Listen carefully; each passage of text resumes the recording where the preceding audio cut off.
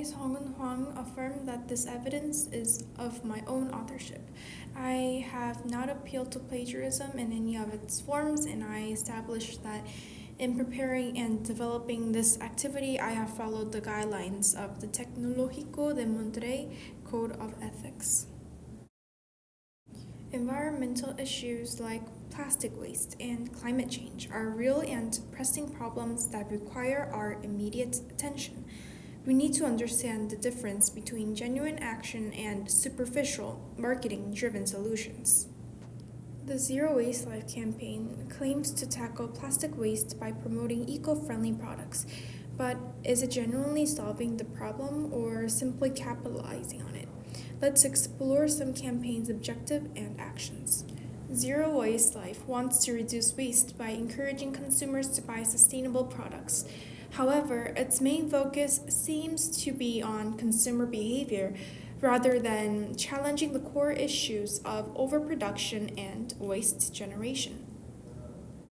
The campaign uses social media platforms like Instagram and Facebook to reach its audience. By partnering with influencers, it creates a sense of urgency around buying sustainable products, yet fails to address the larger environmental crisis.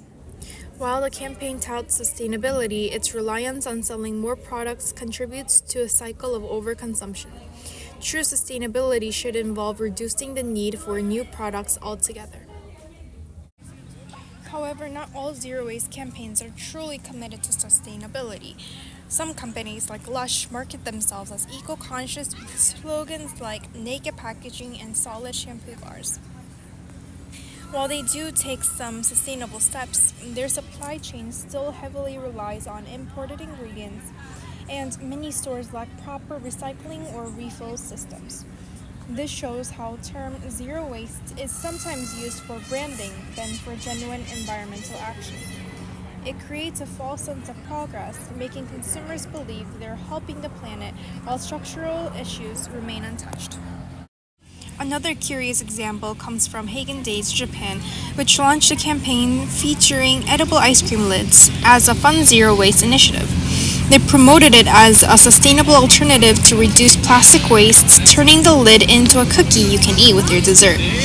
While the idea appeared innovative, the product still used a plastic container, and the campaign didn't eliminate any real environmental burden.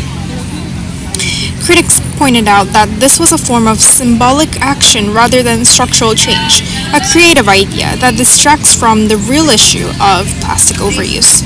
It reflects how superficial innovations can be misleading when they aren't accompanied by systemic solutions. The campaign presents a misleading narrative. By simply purchasing eco-friendly products, consumers believe they're making a significant impact. This narrative fails to address the true scope of environmental damage caused by mass production. On social media, many users feel good about liking or sharing content related to the campaign, but does this actually lead to change? More often than not, these small actions are just activism, feel-good actions that lack real-world impact. This campaign targets individual consumers without considering systemic issues. It leaves out important conversations on how companies and governments must be held accountable for the large-scale production of waste. The campaign employs logical fallacies like appeal to authority, where influencers with no real environmental expertise are presented as experts. This is misleading and undermines the campaign's credibility. While the campaign encourages positive behavior, it overlooks the core issue: overconsumption. Instead of promoting reduction in waste production, it incentivizes buying more, which ultimately harms the environment. The emotional appeal in the campaign draws on feelings of guilt and responsibility. It pushes consumers to act quickly to save the planet, but in reality, these actions are not enough to address the larger environmental crisis. The very act of encouraging the purchase of more products contradicts the campaign's supposed goal of waste reduction. In reality, it promotes a cycle of consumption that feeds into the environmental crisis it claims to solve. For this campaign to be effective, it needs to go beyond individual action and tackle the root causes of plastic waste. A shift toward reducing production and fostering sustainable industry practices must be at the heart of any solution. To implement real change, the campaign should collaborate with governments, industries, and local communities. A collective effort can lead to a sustainable future where waste is minimized and environmental responsibility is prioritized. We all have a role to play in protecting our planet.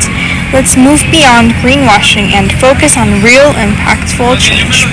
It's time to demand accountability and take responsibility for our actions. Real change doesn't always come from massive campaigns. It begins with small, consistent actions. Use what you already have. Choose reusable over disposable. Support local businesses that practice transparency.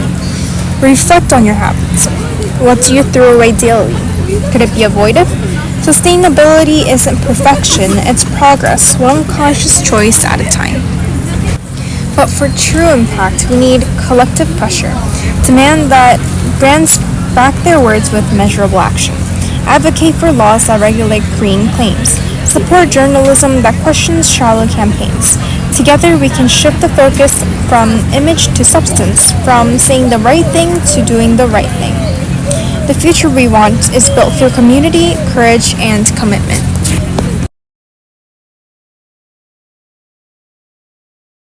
Hi, my name is Hong Huang, and this is my 3-2-1 reflection video based on the documentary I created about greenwashing and zero waste campaigns. The 3 things I didn't know before this project, but now I do, is that I didn't realize how many companies use the zero waste label without really changing their production or reducing environmental harm.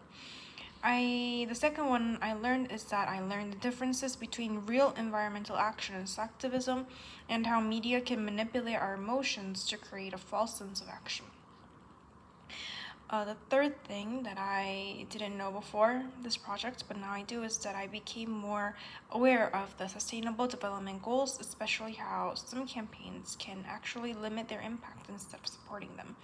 The 2 things I'd like to learn more about is that I want to explore more about how governments regulate or fail to regulate greenwashing in corporate advertising.